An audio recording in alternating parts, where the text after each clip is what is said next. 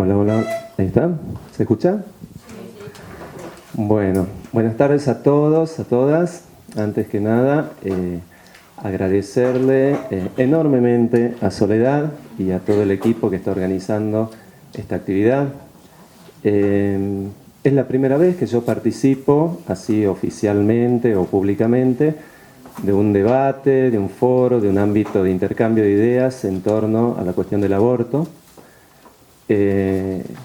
Y bueno, y espero que podamos todos intercambiar nuestras opiniones y que sea fructífero. Soledad, cuando me invita, lo hace, creo yo, ya Soledad podrá contarlo mejor, porque nos conocimos en muchas actividades vinculadas con ampliación de derechos.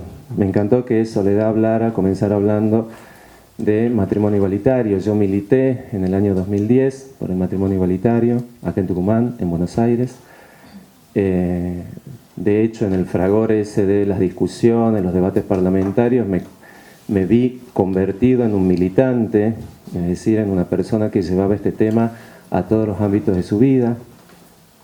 Siempre he sido un tipo bastante agnóstico respecto de la figura civil del matrimonio, pero cuando comprendí lo que era la lucha por legalizar un matrimonio entre personas del mismo sexo en términos de ampliación de derechos, en términos de igualdad, me pareció que realmente era una lucha que yo personalmente debía llevar adelante y que además hacía falta estratégicamente unir los esfuerzos de movimientos muy variados que estaban alrededor de la diversidad de género y de la diversidad sexual.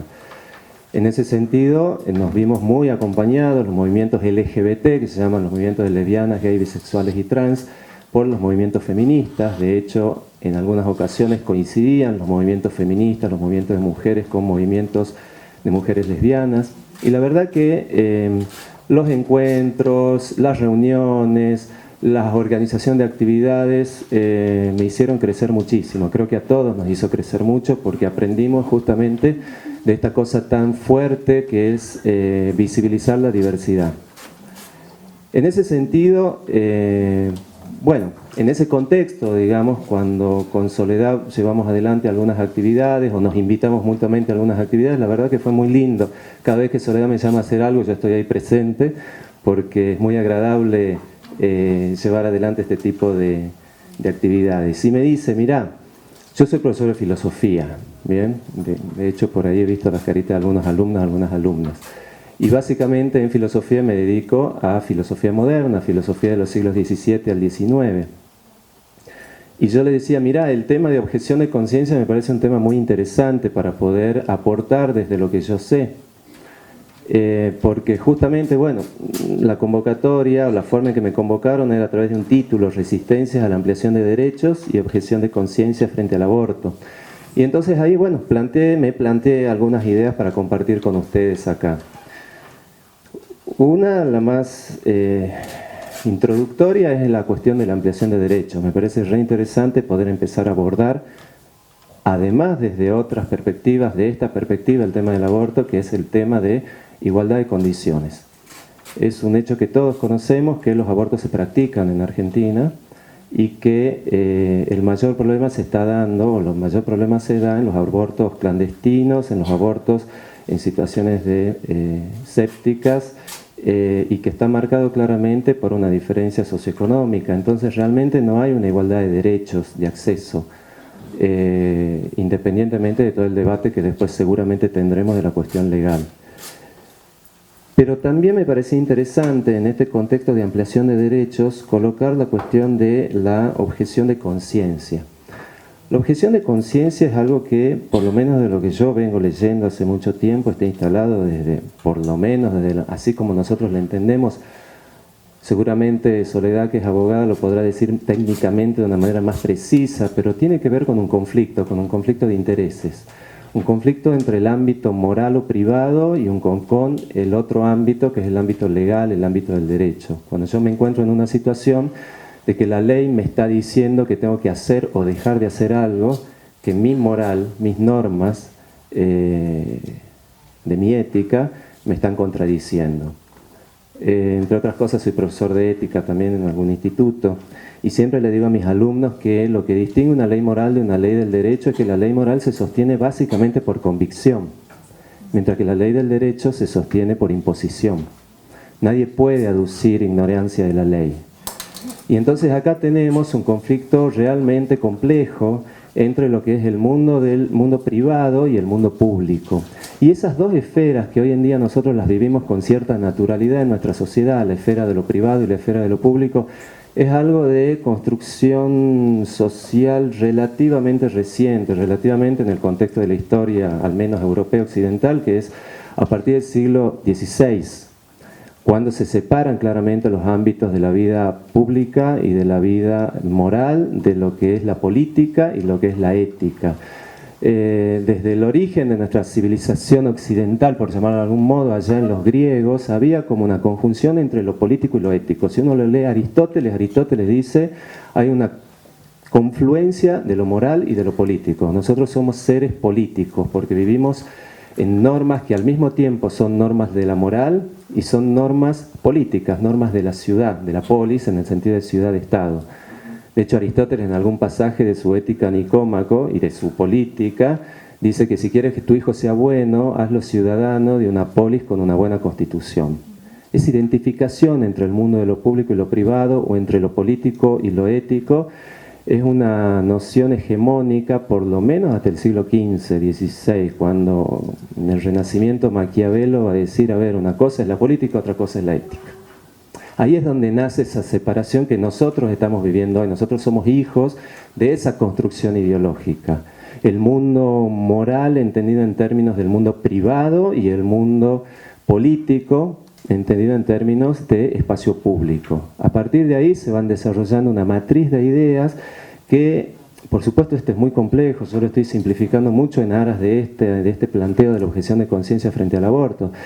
De que la noción de Estado-Nación, esa que termina consagrándose en nuestras declaraciones de derechos humanos de 1789, que se termina instalando a través del discurso de todo el movimiento ilustrado, claramente plantea una cuestión de un Estado que está libre de valores morales, individuales o privados. Eso no significa que la política esté libre de valores, ¿bien?, pero sí libre de una serie de valores vinculados con que, durante el siglo XVIII sobre todo, que es el siglo de las revoluciones, vinculado con los valores de la religión. Tenemos grandes representantes hasta el día de hoy, son como referentes de lo que fue el laicismo, de lo que fue esa concepción de que el Estado tiene que ser una construcción de todos y no de un sector de la sociedad.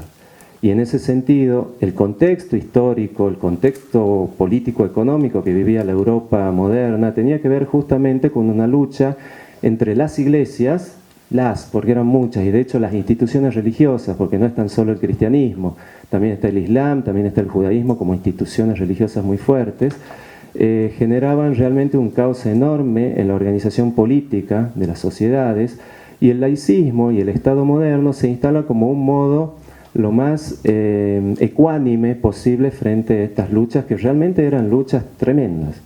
Lo que hoy llamamos genocidio era una moneda corriente durante el siglo XVII y XVIII. Cualquiera que haya leído a Descartes sabe que Descartes huyó a Holanda para poder escribir sus meditaciones metafísicas. Joven fue echado de la sinagoga por sus pensamientos filosóficos y de hecho se convirtió en una especie de hereje que ningún filósofo de la época quería leer porque era considerado ateo. Lo peor que podía decírsele a algún filósofo era ser ateo. El problema del conflicto, de la relación conflictiva entre la religión y la razón, no es un tema de la Edad Media, es un tema claramente de la Ilustración. Se salda, se construye, se llega a ciertos acuerdos a través de esta división entre el mundo político, público, el Estado, y el mundo moral, el mundo religioso, el mundo de la vida privada.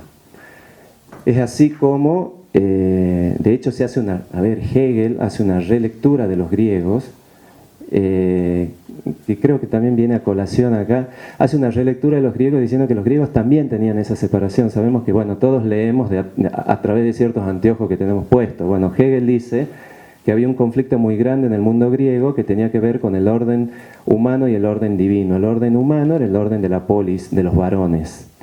el orden de los ciudadanos, que ustedes saben que el ciudadano de la democracia antigua era el varón nacido en la polis, con riqueza, etcétera, etcétera, y la mujer era considerada un ser humano de segunda categoría. De hecho, en algunos textos Aristóteles llega a decir que, dicho en términos contemporáneos, tendría una discapacidad intelectual, digamos, porque no llega a desarrollar sus capacidades intelectuales como la hace un varón.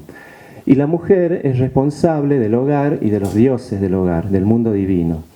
El ejemplo más claro del conflicto entre el mundo masculino y el femenino, entre el mundo político y el mundo moral, aparece en la tragedia griega y sobre todo en la figura de Antígona.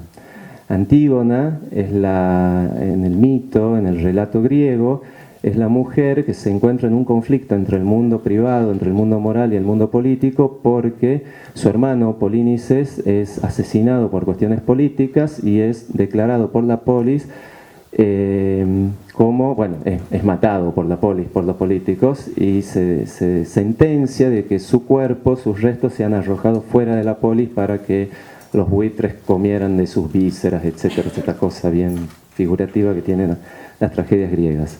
Y Antígona se presenta ahí, este es todo un relato hegeliano, ¿no? Pero uno lo lee a la tragedia y la puede leer bien en ese sentido.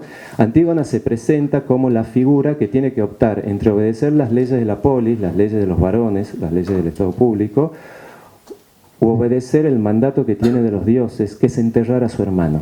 El entierro del hermano se transforma justamente en el ícono, porque al final lo entierra el hermano, en el ícono de la rebelión, en el ícono de la revolución femenina contra este machismo del Estado público. Esto lo escribe Hegel en el 1807 en la Fenomenología del Espíritu.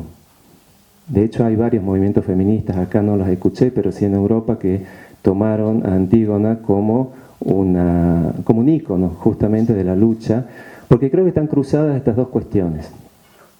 Está cruzada la cuestión de esta división que tenemos impuesta hasta el día de hoy y la hemos naturalizado, entre el espacio público y el espacio privado. Como decía Soledad, nosotros somos hijos de un Estado, de una concepción de Estado que es laica. Aunque tengamos un montón de debates alrededor, nosotros hemos construido nuestro Estado en función de la pluralidad.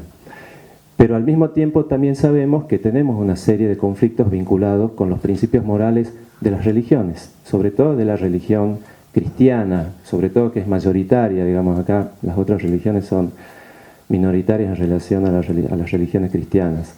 Y me parece como muy importante retomar en esta cuestión del aborto esta doble perspectiva. Acá no solamente estamos hablando, teóricamente digo, filosóficamente, de una cuestión, cuando hablamos de objeción de conciencia, de que hay un individuo que tiene sus normas morales y que por convicción las va a sostener. También estamos hablando de un Estado público. Estamos hablando de que nuestras convicciones personales deberían poder convivir, y creo que eso es lo más importante que me gustaría dejar como mini conclusión de mi exposición, y ya termino, poder convivir entre nuestras propias convicciones. Creo que ninguno de nosotros está muy interesado en cambiarle las convicciones al otro, sino que creo que lo interesante es poder construir ese espacio público donde nuestras convicciones, que muchas veces van a estar enfrentadas, pero en ese espacio público podamos entre todos tomar decisiones para favorecernos a todos. Y ahí recupero el concepto de igualdad de derechos y el concepto de ampliación de derechos. Nada, iba a seguir por Antígona, iba a seguir por la perspectiva de género, pero ya es